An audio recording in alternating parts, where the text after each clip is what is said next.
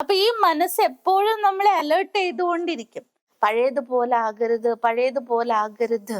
അതുകൊണ്ടാണ് ഇത് 30-30 വരുന്നത്, ഓർമ്മകൾ നമ്മളിലേക്ക് വരുന്നത്. അതുപോലെ ആകരുത്, തിരുത്തലുകൾ കൊണ്ടുവരാൻ വേണ്ടിയിട്ടാണ്, നമ്മളിൽ മാറ്റങ്ങൾ കൊണ്ടുവരാൻ വേണ്ടിയിട്ടാണ് ഇത് ശ്രമിക്കുക. പക്ഷെ നമുക്ക് ആ പോസിറ്റീവ് കാഴ്ചപ്പാടിലൂടെ, പോസിറ്റീവ് ആയിരിക്കുന്ന കാഴ്ചപ്പാടിലൂടെ കാണാൻ പറ്റാത്തത് കൊണ്ട് നമ്മുടെ സ്വഭാവം എന്താ, വീണ്ടും നെഗറ്റീവിലേക്ക് തന്നെ പോകും. അപ്പൊ അവിടെ ബന്ധങ്ങളിൽ എന്തുണ്ടാകും? പ്രശ്നങ്ങൾ പരിഹരിക്കുന്നതിന് പകരം അത് പ്രശ്നങ്ങൾ വഷളാവുകയും ബന്ധങ്ങളിൽ അകൽച്ച ഉണ്ടാവുകയും മൊത്തത്തിൽ എന്താണ്, ആകെപ്പാടെ മൊത്തം ആ റിലേഷൻഷിപ്പ് തന്നെ കട്ടാകുന്ന വിധത്തിലേക്ക് ഈ ഒരു അവസ്ഥ, ഈ ഒരു സാഹചര്യത്തിലേക്ക് നമ്മളെ കൊണ്ടെത്തിക്കും. പല ട്രിഗേഴ്സ് നമുക്ക് ഉണ്ടാകും.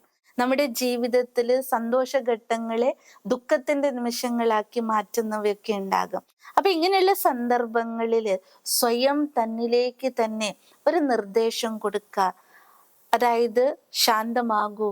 നമ്മളിപ്പോ സ്വാഭാവികമായിട്ട് പറയില്ലേ, റിലാക്സ് റിലാക്സ് റിലാക്സ്. നമ്മുടെ മനസ്സിന് നമ്മൾ നിർദ്ദേശം കൊടുക്കേണ്ടതായിട്ട് വരും.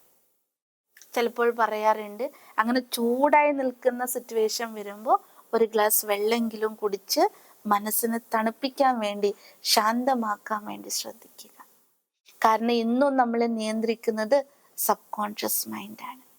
അപ്പൊ അവിടെ നമ്മൾ പൂർണ്ണമായിട്ടും നമ്മുടെ പഴയ സീനുകളെ, നമ്മളുടെ പഴയ ഇമോഷണൽ ഫീലിങ്സുകളെ, ഏതാണോ നമ്മുടെ മനസ്സിൽ അത്രയധികം ഇമ്പാക്റ്റ് ഉണ്ടാക്കിയിരിക്കുന്നത്, പറഞ്ഞാൽ നെഗറ്റീവ് ആയിട്ടുള്ള ഇമ്പാക്റ്റ് ഉണ്ടാക്കിയിരിക്കുന്നത്, അതിനെ തികച്ചും നമ്മൾ ഒരു 50% എങ്കിലും നമ്മളുടെ ഉള്ളിൽ നിന്ന് അത് മായ്ച്ചു കളയണമെങ്കിൽ അതിന് മെഡിറ്റേഷനാണ് ആധാരം.